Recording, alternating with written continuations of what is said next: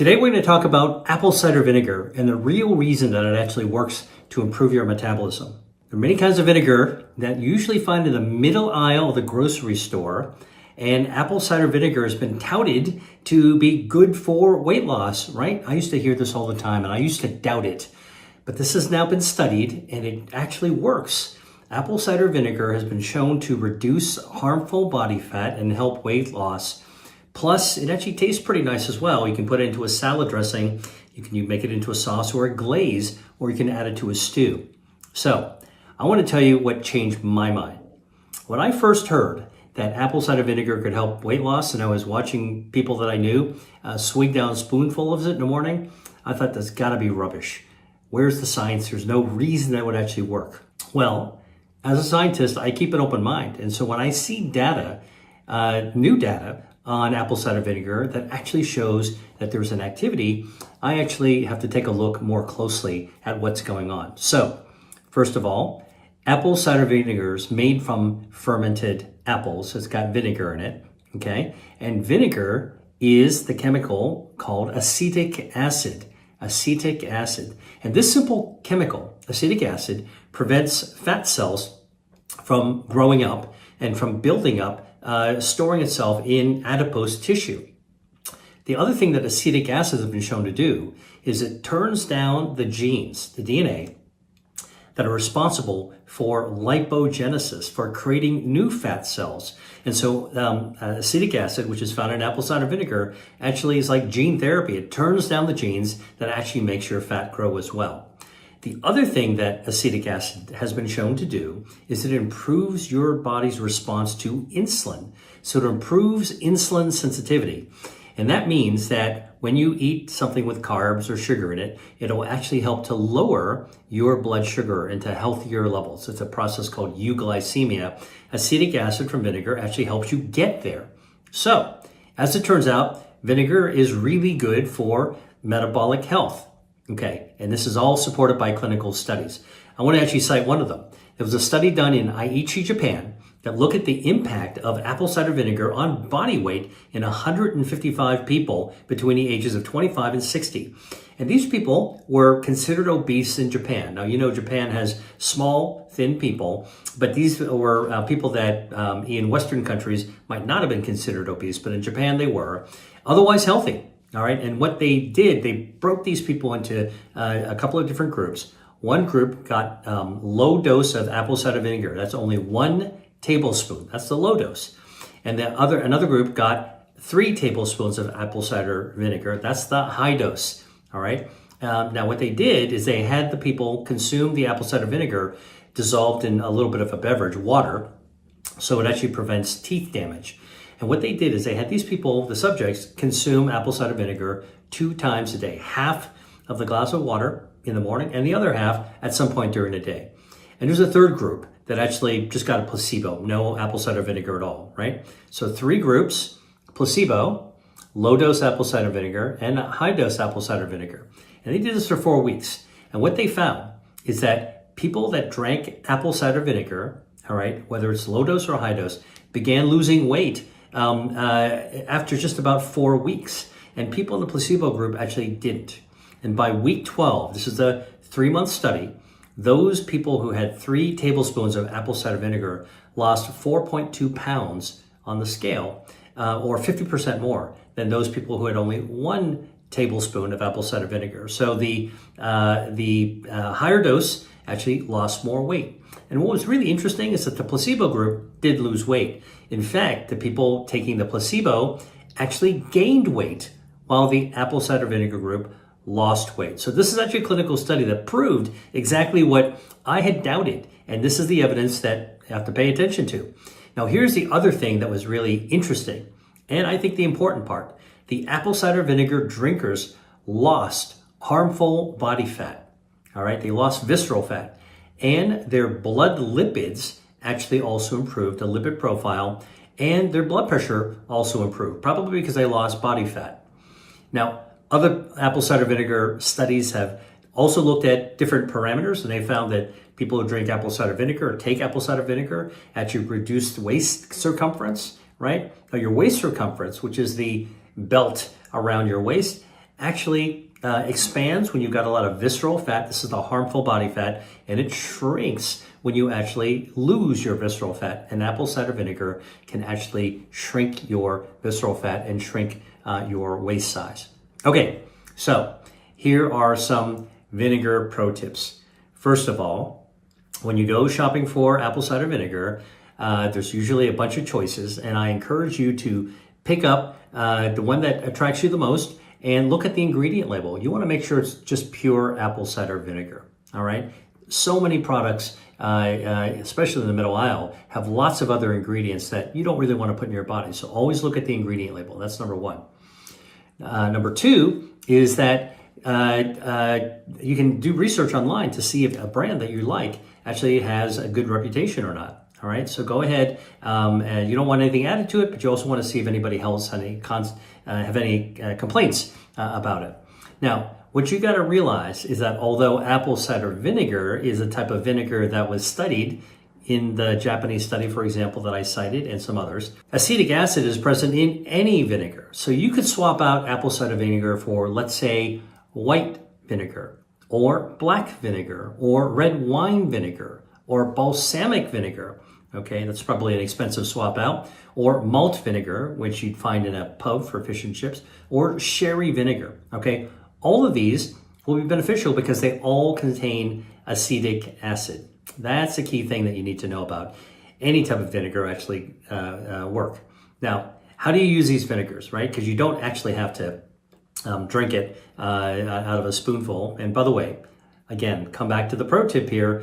If you're going to do straight shots of apple cider vinegar, I encourage you to actually put it into a glass of water, because over time, once or twice is not going to hurt you, but over time, if you have that super acidic liquid in your mouth, you're going to dissolve the enamel on your teeth, and you don't want that. So diluting it out in a glass of water or some other beverage actually will be helpful. You want to use water? That's fine. But if you want to find something else, think about tomato juice. This is another great way to actually put a little bit of apple cider vinegar. The flavor will actually disappear into the background, especially if you don't like the taste of vinegar. A little tangy, all right? Here's another thing. Vinegar is really, really easy to buy a bottle and store it in your pantry. So this is not something you got to go out and buy all the time. As long as you buy it, keep it in your pantry sealed up. Make sure the cap is really tight, because if air gets in there, you'll get more fermentation, and a little layer will form. It's called a mother. You take it out, you can still use it, but that's something that you probably don't need to have happen, want to have happen. So seal it up, make sure it's airtight, put it in a dark, cool place, like your pantry, all right? And in fact, if you store your vinegar properly, it pretty much lasts forever.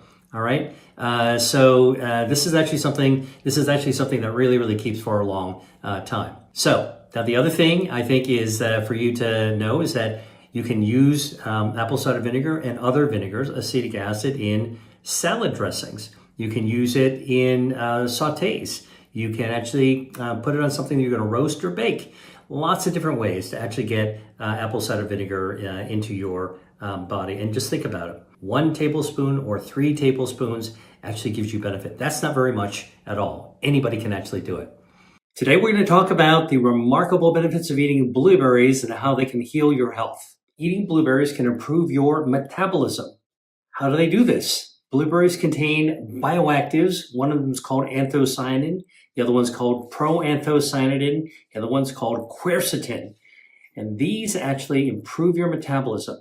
So, studies in Turkey have actually enrolled adults who were overweight and gave them blueberries to eat.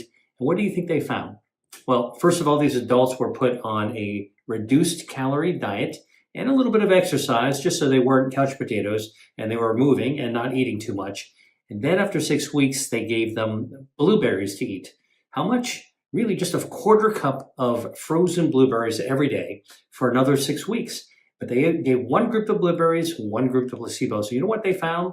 They found the blueberry eaters lost 8 pounds, or 21% more than the group that was eating the placebos. Meaning that if you were having a healthy lifestyle with exercise, reducing your calories, adding blueberries, even frozen blueberries, would actually help you lose more weight. Now, the other thing is that Eating the blueberry eaters also had less visceral fat. That's the kind of. Hey there. Have you heard of intermittent fasting? I'm sure you have. It's not what you eat, but it's about when you eat. And I've got a simple guide to help you get started with intermittent fasting.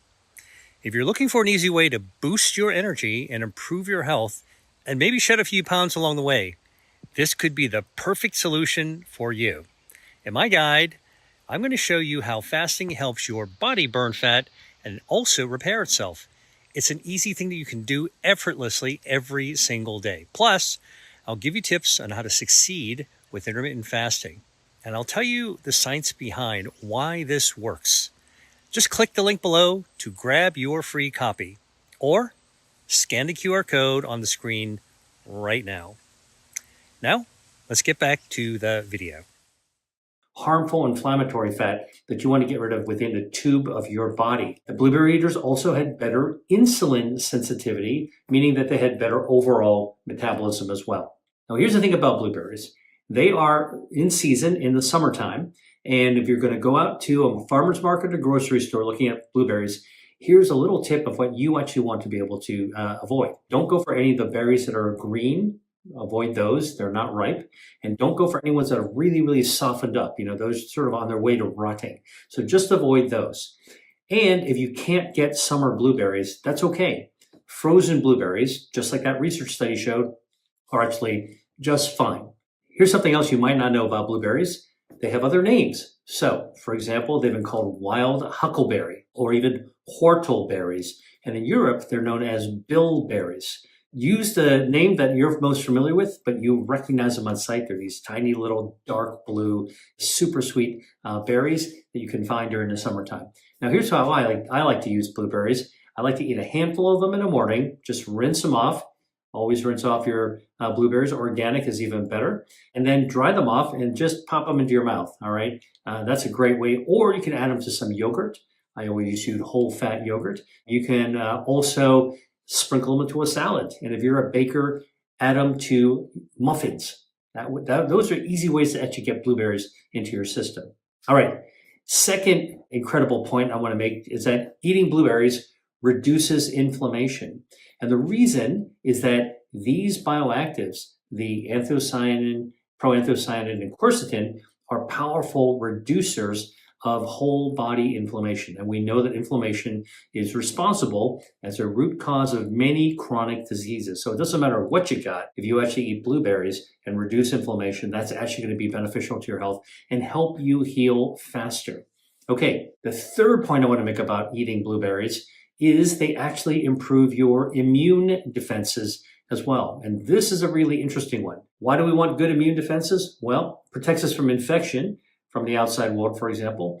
But a really good immunity also protects us from cancer because our immune system conducts surveillance throughout our body and looks for abnormal cells like cancer cells and wipes them right out. So there was a clinical study that was actually done at Louisiana State University where they actually studied blueberries in the form of a smoothie versus a placebo, of course. That's how a good clinical study is done. And what they did is they enrolled people who had metabolic syndrome. Now, you may or may not have metabolic syndrome, but a lot of people have metabolic syndrome. What is that? Well, that's a combination of high blood pressure, high blood lipids, like your cholesterol, triglycerides, high LDL, bad cholesterol, high blood sugars, all right? We talk about glucose spikes, but actually what it is that higher levels generally of your blood sugar and a big waistline, because when your waistline is bigger, it means you're more stuffed with visceral inflammatory fat. Okay, so this one study enrolled people with metabolic syndrome and they gave them blueberries in the form of a smoothie. How much they give? Just 1.5 cups of blueberry powder in this case. They put them in yogurt with a little bit of milk. So what they did is they actually measured in the blood immune cells before and after having the blueberry smoothies. And guess what they found? They found drinking the blueberry smoothie led to an 88% increase in special immune cells called myeloid dendritic cells. Myeloid dendritic cells help protect against infection. In contrast, the people who had the placebo smoothie, no blueberries, had no increases in these special immune myeloid dendritic cells. The other thing that has been done to look at blueberries and their effect on immune system is that they studied the effect of blueberries on special immune cells called natural killer cells, or NK cells. Now, here's the thing. They studied them in people who were exercising. Now, when you exercise, you have a big surge in your immune cells very, very briefly, okay? And then when you stop exercising, you have a plunge in your immune system, all right? A dip in your immune system. So a clinical study was done looking at people who were physically fit, and they wanted to see what the effect of eating blueberries were. So they gave these people 2 cups, just a little under 2 cups, 1.7 cups of blueberries a day to eat every day for 6 weeks. All right. Then they put them on an exercise test, a treadmill, and then they measured their blood before the blueberries, before exercise, and during exercise they actually had them just before exercise. They had them eating a little bit more blueberries, like almost 3 cups, so an extra cup, let's call it. And then they put them on the exercise system, and they drew their blood afterwards. You know what they found? They found that blueberry eaters had an increase in their natural killer cells just by eating blueberries. So more defensive, natural killing cells, these are immune cells, just by eating blueberries. And then after exercise, instead of actually having a plunge of their natural killer cells, blueberry eaters kept them level. So they actually did not have a dip in their immunity. So this actually shows that actually eating blueberry is good for lowering inflammation, raising immunity, good for metabolism, shrinking waistline, losing some weight, and overall just making you more fit in every single sense of the word.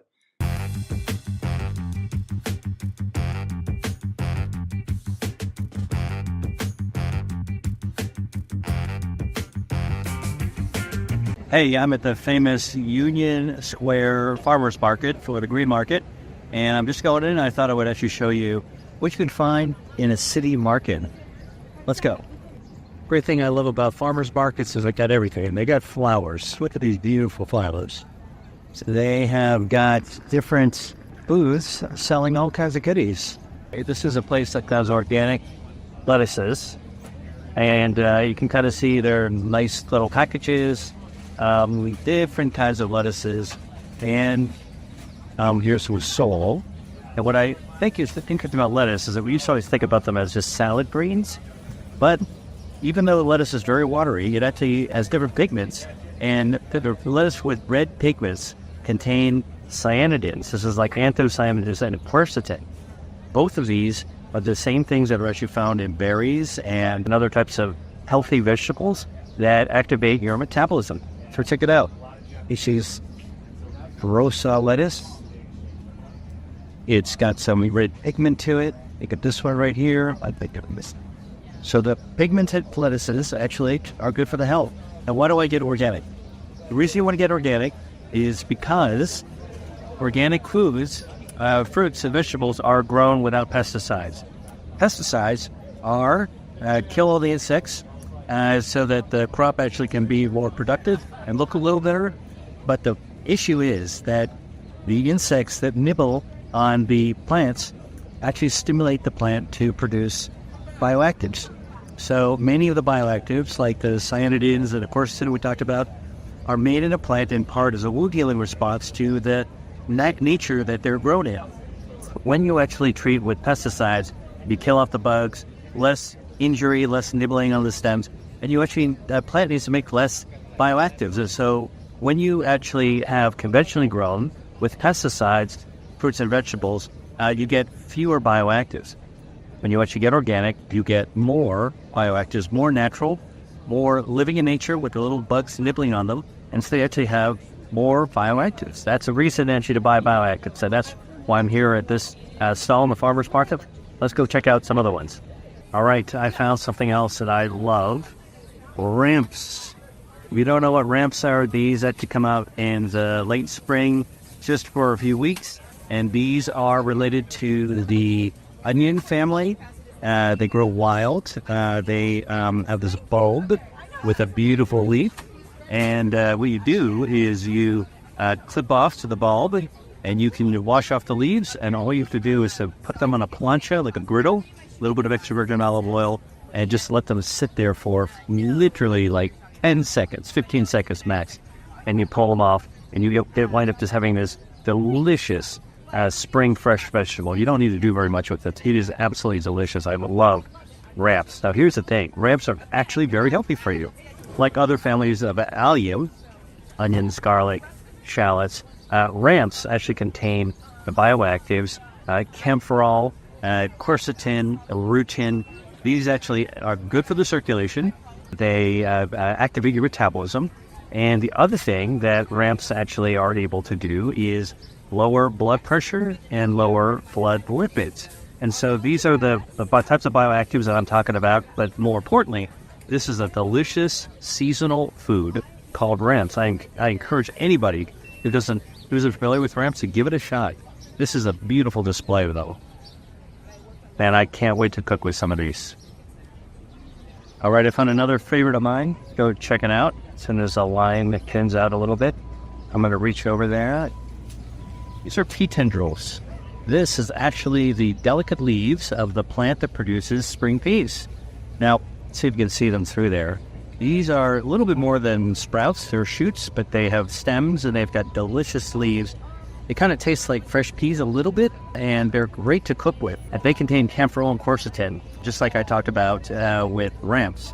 Good for the metabolism, good for your circulation, good for lipid control, and there's fiber in pea tendrils. This is a part of the food that most people don't eat that I encourage you to try. Just wash these off. Again, snap off the harder parts of the stems, and all you need to do is to put them in a wok or a skillet. A little bit of oil, could be extra virgin olive oil, and give it a quick stir fry. Add a little bit of water to it to finish it off. It'll be absolutely delicious. Literally, this takes 30 seconds to actually cook pea tendrils. Chop up some garlic. You got the garlic and pea tendrils. This is a classic in traditional Chinese cooking. Check it out. Another find I have for you. Check this out. Fiddlehead ferns. This is actually ferns, just like you would actually have from in the woods, growing on the ground. They're beautiful. These are the ferns before they unfurl. They're still curled up together. Check it out. This is actually a delicious market treat. You only find them for a few weeks in the springtime. And you should wash them off really good because they're actually found on the forest ground. They're snipped off. Wash them, and you can actually blanch them and saute them, or just cook them down with some other vegetables as well, little onions, little garlic. You can actually add some red bell peppers and make yourself a nice fiddlehead saute. Absolutely delicious. It does have a slightly asparagus-like taste, but check it out, just absolutely beautiful. If you haven't had fiddlehead ferns, this is a Dr. Lee's special. I strongly advise it. Delicious. Quercetin and camphorol are the bioactives in fiddlehead ferns. Just like many of these spring vegetables, you get that bean, camphorol, quercetin, good for metabolism, good for circulation, good for your blood lipids, and good for your taste buds. Zuna, spicy greens, you can have it in a salad, you can saute it as well. It contains ithocyanate, the same thing that's in broccoli and other brassica. Highly recommend it. It's got a nice peppery taste to it. Get the organic ones. They're going to actually have more bioactives than lights. Look what I found here. We're going to take a look at this. Mushrooms. I love going to the mushroom section. Check out all these beautiful mushrooms. Great display. Chestnut mushrooms. Shimei mushrooms. Golden oyster mushrooms. So what's beneficial in the mushroom besides absolutely delicious taste? We contain it as a soluble fiber and a bioactive that feeds the gut microbiome and any other things that it does. And it can also stop cancer by cutting off the blood supply. If you're not a mushroom lover, you should try them. And if you are, buy them when you get them fresh from a reputable forager. Don't ever try to forage mushrooms yourself. There are lots of deadly poisonous mushrooms out there that look edible. What you want to do is to get somebody who knows what they're doing to buy them. Mushrooms are a great source, by the way, of not only beta-glucan, but vitamin D. And if you want a little tip on how to get more vitamin D out of your mushrooms, one thing you can actually do is slice them and expose them to sunlight from your kitchen window. because then you'll actually get the sunshine activating vitamin D production in the mushroom flesh. You get a little bit more before you cook it, a couple of hours. All right, I want to make one more point about mushrooms that I think will be helpful. Look, these are mostly edible mushrooms. Lion's mane, which has become very, very popular, is actually a medicinal mushroom.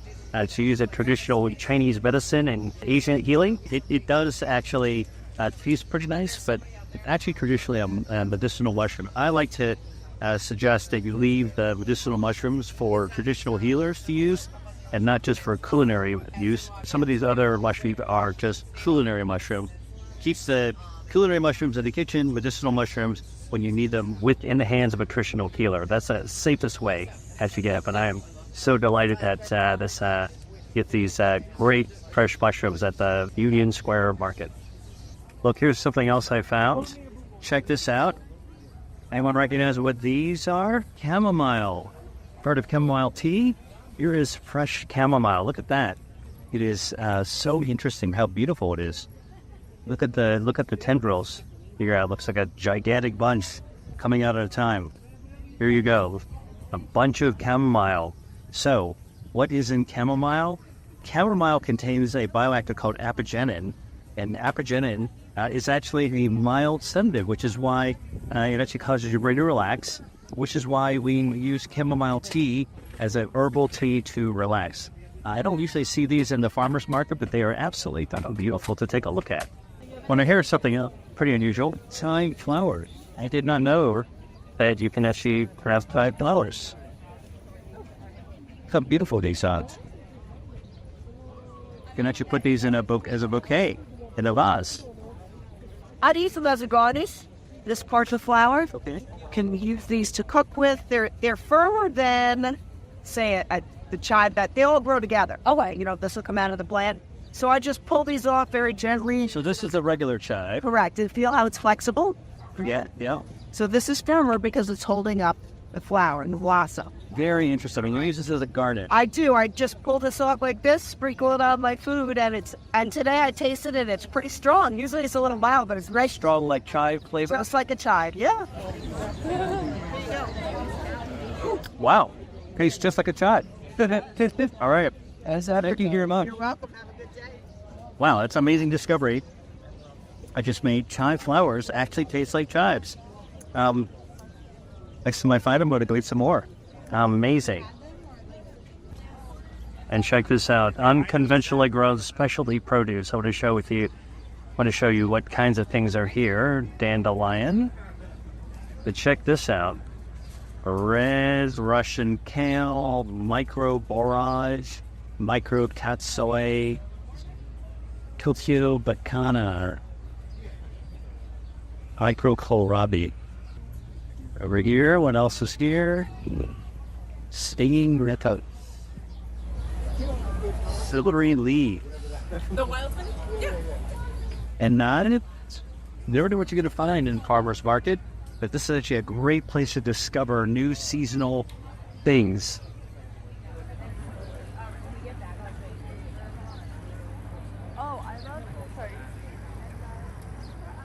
Hi there. If you enjoyed watching this video, I know you'll love the next one. Stay here and check it out, and I'll see you there.